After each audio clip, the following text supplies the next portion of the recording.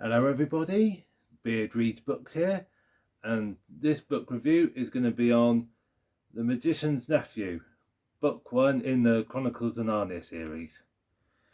The other week, about a week or so ago, I bought the Chronicle of Narnia's collection of books off a Facebook marketplace, and there's people selling it. They were just round the corner from me, a few doors up, so didn't have too far to go.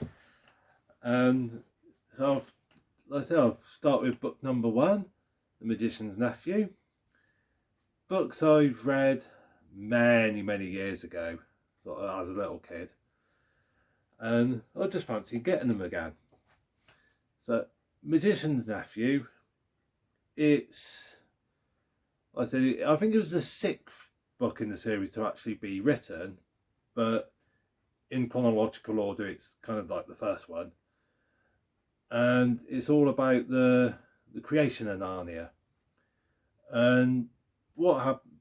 The basic storyline is Diggory, that's a little boy called Diggory, and he's got a friend Polly who lives next door to him, and the two of them one day accidentally find themselves in Diggory's uncle's study.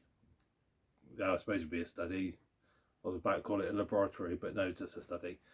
So they find themselves in Diggory's uncle's study, and they end up, with the use of some magic rings, go into like a sort of a forest glade, you could call it. It's sort of a world between worlds, as the book would describe it. But in this forest glade, there's different like pools. And again, with the use of these magic rings, the pools can take them to other worlds, hence why it's referred to as a world between worlds. And when they go into one of these other worlds, it starts off as like it's in complete darkness, like nothing there. And then they witness Aslan the lion creating the whole of Narnia, the world of Narnia. And it's all about how Narnia was created. Dropping the book there. Obviously, the second book in the series, The Lion, the Witch and the Wardrobe, that's probably one of the more well-known books in the Chronicles of Narnia series. So that's how, like, sort of, where they go through the wardrobe and they like meet the White Witch and all the rest. But this book, it's quite good. It's all about how, I don't want to give too many spoilers away, but it's got a bit of a backstory about the White Witch, and we learn about how the wardrobe in the Chronicles, in the Lion, the Witch and the Wardrobe, how that comes into existence, that wardrobe. And yeah, I don't want to say too much. I don't give too many spoilers away.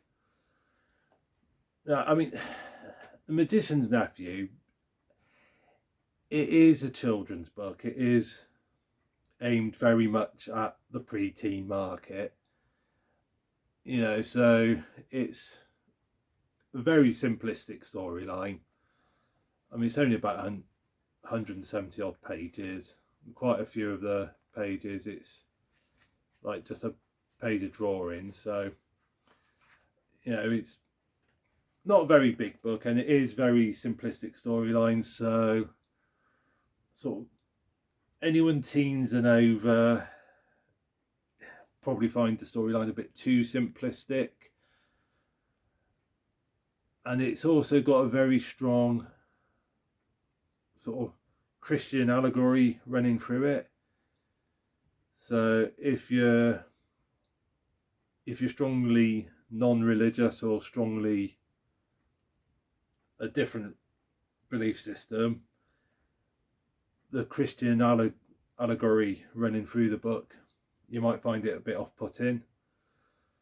I mean, one thing I quite like is, even though it's a simplistic storyline, it is quite nice sort of reading about the creation of Narnia, and seeing, and like I said, with this book, it's saying about a bit of a backstory to the White Witch and about how the wardrobe in the Line of Witch from the wardrobe came into existence. It's quite interesting sort of seeing sort of the genesis of those things, if that makes sense. So I mean, obviously quite a few of the other books, they've been made into TV like programs and films. I think it was about 10, 12 odd years ago. No, probably more than that. In the last 10, 15 years, there's quite a few sort of film, like big budget films on that. They did the Line of Witch and the Wardrobe, and I think did they do the I think it was the Voyage of the Dawn Treader. I know that was a TV series. I think that was a film as well. Did they do a film on the Silver Chair? Can't remember. But I mean, the Lion, the Witch and the Wardrobe, like the film, definitely. I remember watching it. I haven't seen that in a few years. I saw that at the cinema. Definitely a good family film. I mean, it's definitely.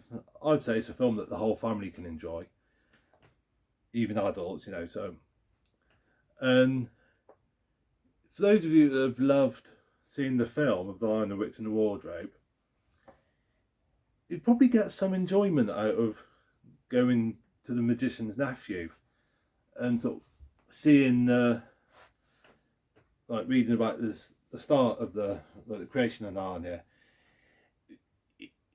Despite the fact that it is definitely a children's story, I think even adults can get some enjoyment out of it, you know, even though it's a simplistic storyline.